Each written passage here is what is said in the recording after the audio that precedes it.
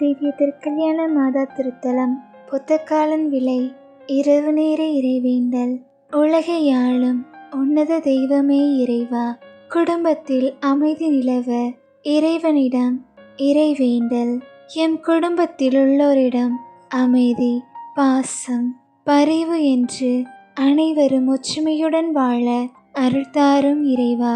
M இதயங்களில் அன்பையும் பொறுமையையும் வளர்த்து கொள்ளவும், ஒருவருக்கு ஒருவர் புரிந்து கொள்ளவும், எவ்வளவு சண்டைகள் பிரச்சனைகள் ஏற்பட்டாலும் அன்புக்குரியவர்களை பிரியாமல் இணைந்து வாழ அருள்தாரும் இறைவா.